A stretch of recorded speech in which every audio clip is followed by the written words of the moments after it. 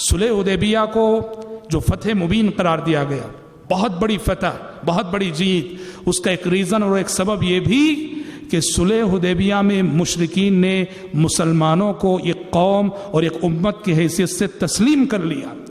صلح حدیبیہ سے پہلے تک مشرکین مسلمانوں کو ایک قوم کی حیثیت سے ماننے کے لیے تیار نہ تھے، ایک امت کی حیثیت سے ماننے کے لیے تیار نہ تھے۔ وہ تو ہمیشہ یہی کہتے ہم ان کو مٹا دیں گے، ہم ان کو ختم کر دیں گے، ان کی کوئی حیثیت نہیں۔ لیکن جو کمپرومائز ہوا، جو صلح ہوئی، اس کا مطلب یہ ہوا کہ انہوں نے مسلمانوں کو تسلیم کر لیا، مسلمانوں کی قوت کو، مسلمانوں کی طاقت کو اور مسلمانوں کے وجود کو تسلیم کر لیا۔ اس حیثیت سے بھی یہ صلح فتح مبین تھی۔ اور حضرات یاد رکھنا، صلح حدیبیہ کا ایک بہت بڑا سبق یہ بھی، صلح حدیبیہ کا ایک بہت بڑا سبق یہ بھی کیا ہے کہ دنیا میں انسان ہمیشہ جیت کر ہی نہیں جیتتا ہے، دنیا میں انسان ہار کر بھی جیتتا ہے۔ ہاں یاد رکھنا، دنیا میں اللہ کے نبی نے صلح حدیبیہ سے یہ سبق دیا کہ کبھی کبھی فتح شکست کے راستے سے بھی آتی ہے، کبھی کبھی انسان ہار کر بھی جیتتا ہے۔ تو لہٰذا اپنے نفس کو دبانے کی کوشش کرو، اپنے نفس کو کچلنے کی کوشش کرو۔ کبھی کبھی زندگی میں جیت ہار کے راستے سے بھی آتی ہے۔ من تواضع للہ رفعہ، جو اللہ کے لیے چھوٹا بن جائے اللہ اس کو رفعتیں عطا کرے گا، بلند کرے گا۔ تو زندگی میں جیت ہار کے راستے سے بھی آتی ہے۔ اور صلح حدیبیہ میں پیارے نبی نے یہ سبق بھی دیا، یہ درس بھی دیا کہ جوش پر ہوش کی حکومت ہونی چاہیے، جوش پر ہوش کی حکومت ہونی چاہیے۔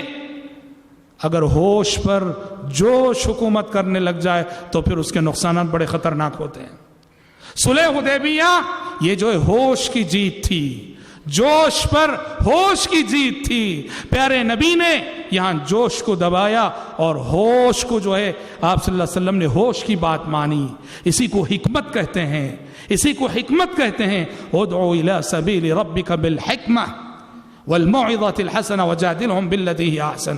اور حضرات صلح حدیبیہ کو جو فتح مبین قرار دیا گیا، انا فتحنا لک فتحا مبینا، ہم نے آپ کو بہت بڑی فتح عطا کی، بہت بڑی کامیابی۔ غور کرو، اللہ اکبر، آگے چل کے مکہ فتح ہونے والا ہے، مکے کی فتح کو فتح مبین نہیں کہا گیا۔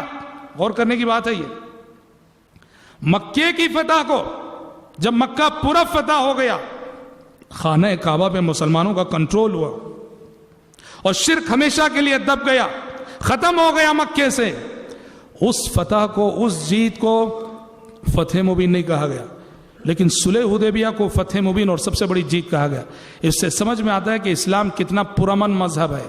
گویا پیارے نبی نے اپنی زندگی کی سب سے بڑی جیت یہ ایک قطرہ خون بہائے بغیر حاصل کی، ایک قطرہ خون بہائے بغیر۔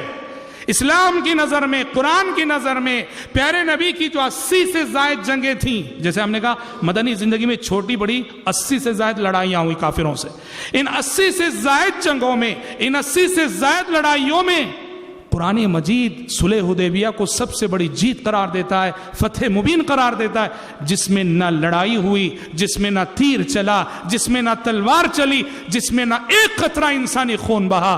تو جو نبی اپنی زندگی کی سب سے بڑی فتح ایک قطرہ خون بہائے بغیر حاصل کرے، اس نبی کو دہشت گرد کہنا، اس نبی کے لائے ہوئے مذہب کو دہشت گرد قرار دینا، اس نبی کی لائی ہوئی کتاب کو دہشت گردی کی تعلیم دینے والی کتاب کہنا، سوچو اور بتاؤ کہ یہ انصاف کا کتنا بڑا خون ہے، بہت بڑی بات ہے۔ اور حضرات صلح حدیبیہ یہ اتنی اہم چیز ہے، اتنا اہم مرحلہ ہے یہ صلح حدیبیہ کا یہ واقعہ عہد نبوی میں، سیرت نبوی میں اتنی اہمیت کا حامل ہے کہ آسمان سے یہ وحی بھی نازل ہو گئی کہ وہ صحابہ جو غار حرا میں اقرأ بسم ربک کی وحی آنے کے بعد سے صلح حدیبیہ تک اسلام لائے، اور پھر وہ صحابہ جو صلح حدیبیہ کے بعد اسلام لائے، یہ دونوں کبھی برابر نہیں ہو سکتے۔ سورہ حدید لا يستوي منكم من انفق من قبل الفتح وقاتل لا يستوي منكم من انفق من قبل الفتح وقاتل اولئك اعظم درجة من الذين انفقوا من بعد وقاتلوا. کہا کہ لوگوں یاد رکھو، صحابہ سے خطاب کر کے کہا جا رہا ہے کہ تم میں سے جو لوگ صلح حدیبیہ سے پہلے اسلام لائے، صلح حدیبیہ سے پہلے جہاد کیے، صلح حدیبیہ سے پہلے خرچ کیے، وہ اور وہ صحابہ جو صلح حدیبیہ کے بعد اسلام لائے، صلح حدیبیہ کے بعد خرچ کیے، صلح حدیبیہ کے بعد جہاد کیے، یہ دونوں کبھی برابر نہیں ہو سکتے. اس آیت میں فتح سے مراد راجح قول کے مطابق صلح حدیبیہ. یہ اور بات ہے کہ بعض مفسرین نے فتح مکہ بھی مراد لی ہے، لیکن جمہور مفسرین کے نزدیک اس آیت میں فتح سے مراد صلح حدیبیہ ہے. سوچو تو صحیح، یہ کتنا، یعنی صلح حدیبیہ عہد نبوی میں ایک ٹرننگ پوائنٹ ہے. یہ ٹرننگ پوائنٹ ہے. یہ اللہ تعالیٰ نے کہہ دیا کہ وہ صحابہ جو صلح حدیبیہ سے پہلے اسلام لائے اور وہ صحابہ جو صلح حدیبیہ کے بعد اسلام لائے، یہ دونوں کبھی برابر نہیں ہو سکتے. اور اس کو آپ سمجھیے اس حدیث کی روشنی میں. ایک مرتبہ کیا ہوا، دو صحابہ میں